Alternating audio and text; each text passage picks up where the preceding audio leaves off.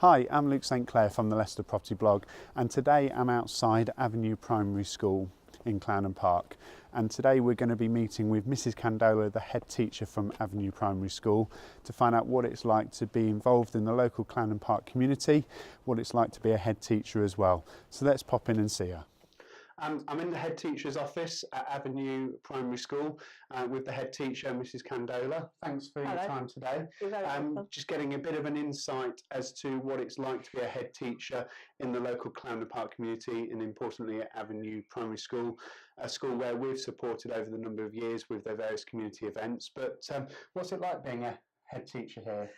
It's a privilege, actually. It really is. It's a hard work. I can imagine. But it's the most worthwhile hard work, and so many positive results. I mean, 5 minutes ago, before you came, there was a child from reception coming to show me where she's developed her phonics, and it's the first time she's been able to write her sight words, and the teacher, they're absolutely ecstatic. And it's, you know, like that during the day. There's so much to be involved with and to manage. Wonderful staff at Avenue Primary School. So how many members of staff do you have? There's over 90 in total, including lunchtime staff, cleaning staff, etc. Okay. So it's a lot of, we've just we run the after school club now, so with all of the clubs that are running, there's a huge amount of staff, but everyone's very dedicated, hard-working, and wants absolutely the best for the children. It must be so rewarding in the example of that student that's come up to be so proud of their work, to show you that and to give you that great sense of achievement in your own job as well, knowing that you've helped contribute to that. Definitely, and we do lots of work around pride and being proud and successes and celebrations, and that's a really important thing that, you know, what is probably sometimes quite a small achievement, but it's hugely celebrated because for young children that small achievement is can be a massive thing. And for this little girl this morning, huge step forward in her learning, and she was so confident and proud to show me what she'd done, and the member of staff was explained the background and where this had led to, and that just captured a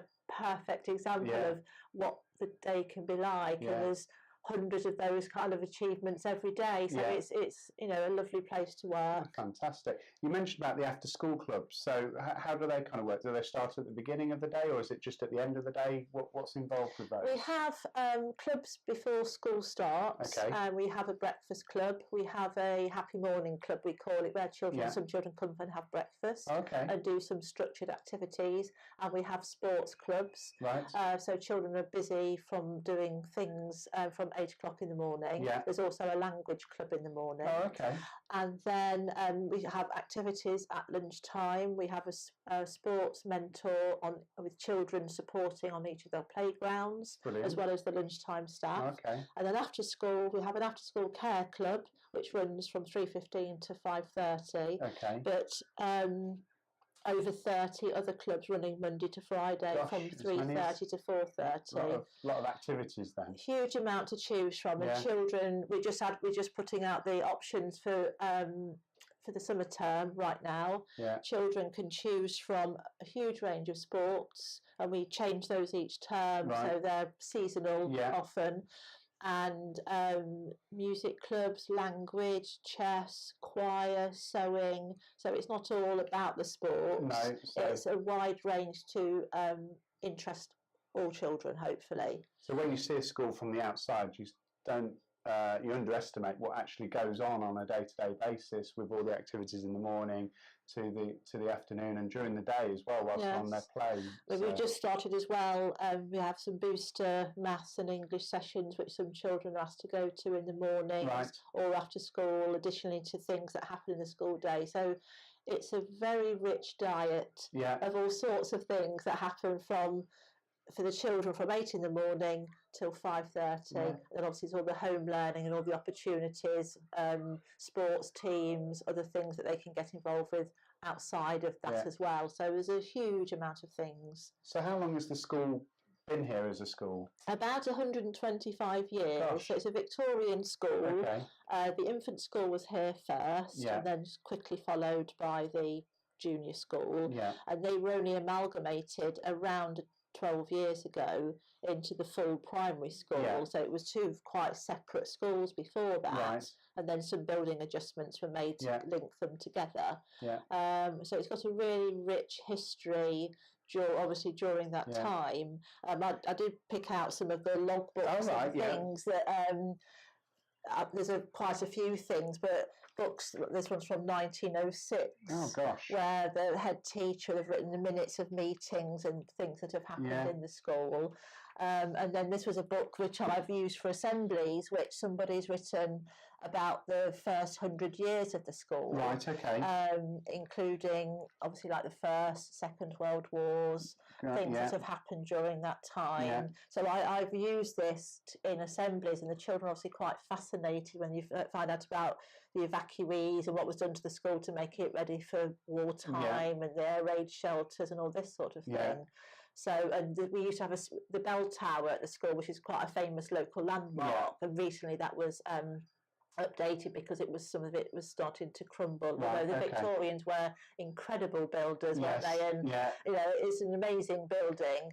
And the bell from the bell tower was used in the munitions factories and taken out in the war to be used for a war purpose. There's a rich history to the school, and often people are surprised by the size of it when they come inside. It doesn't look that huge from the road, but it is a very, very large school. Well, from just our experience when we've been here with the community events and things, it is a big building. Yes, it is. And you could easily get quite lost. And there's massive roof spaces, and there's a huge cellars which run underneath virtually the whole of the school. So it's a complex building. Complex building. So how long have you been the head teacher here? I've been here for 6 years, so a much shorter history. This is coming towards the end of my 6th year. But I've absolutely loved the time that I've been here. It's wonderful. It's an amazing school to work at, and with very dedicated colleagues. I can see that just having walked in today with the people that you meet. So, and the school itself plays quite a large part in the local community with the events that it puts on, obviously supporting the local children in the area. So what are the kind of the events that the school does to engage with the local community? What goes on? We do some traditional things that lots of schools would do, like you have your Christmas fair and your summer fair. We do other things which we had, which you have kindly come along and supported, which is wonderful. So we have what do you want to be when you grow up day. So families, some families related to the school or local businesses, other community groups will come in and show children the type of careers they can have in the future. We have an international picnic where children and their families and other local people in the community can come in and share food that is from the culture, or that there's a massive sharing of food. It's a very wonderful occasion. Fantastic. The school's also used as a community building. So although the actual school day is lengthy and varied, there are lets every day, and there's an Avenue Community Church that is based. This is their church, the school. So in the weekdays, the church is here, and at the weekend, particularly on Sunday, surprisingly, and there's various church groups. They have full services here. So we have a big link to the church community, and other groups, like we have Scottish dancing groups, and all sorts of different people come and hire and use the school facility in the evenings and at weekends. So it's a very well-known facility in the area, not only for the school, obviously that's its primary purpose, but for other purposes too. Fantastic. So and the kind of the activities that the children do, we were talking earlier about some of the activities that the children have asked to do during normal class times to get involved in. So what are the kind of things that children like to do? The children come up with some great ideas. Obviously, we've got the national curriculum, so there's lots of content and different things to cover there. Imagination normally runs wild. Absolutely. So we've got obviously democracy, British values is very strong in the school. And we talk to the children about tolerance and British values, and so we have other ways of children getting involved in the decision making processes of the school. So we have a learning council, so children are voted onto that.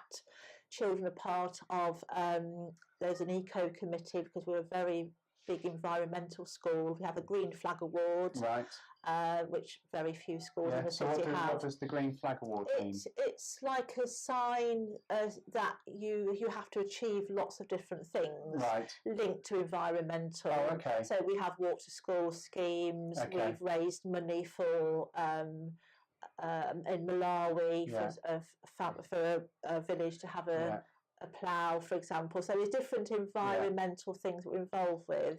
We're a forest school, which is it's very much a contained school in terms of Victorian houses around, etc. But we can still achieve all these things and great sports results with some of those constraints, really, of not having playing fields and things.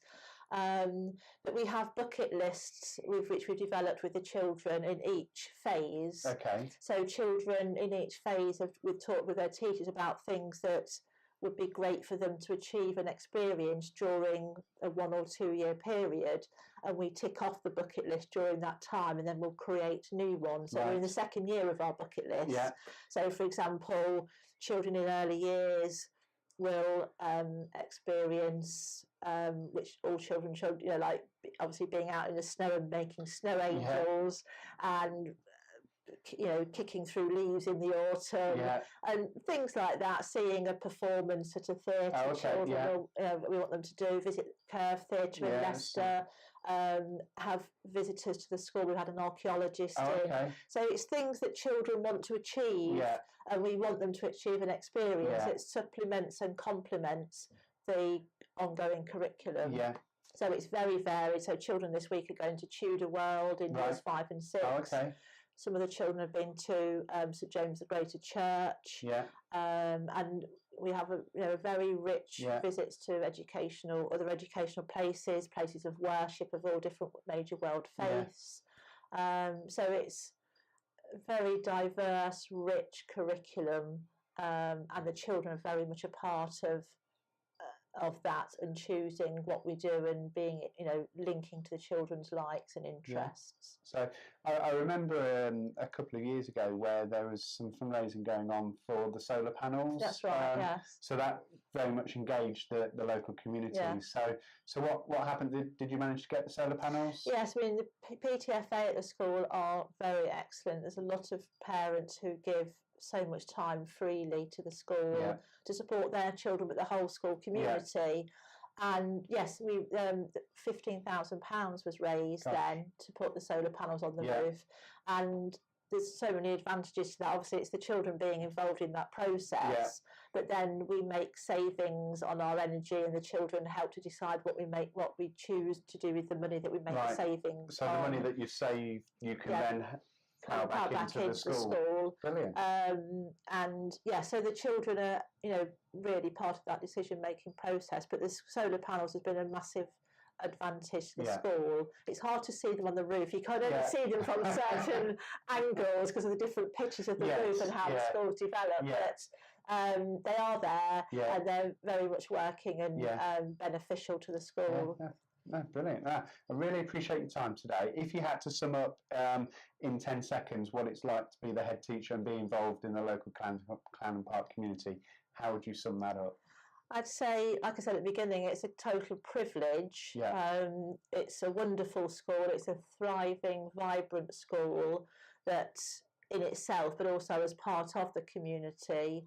And I feel very lucky to be in this job.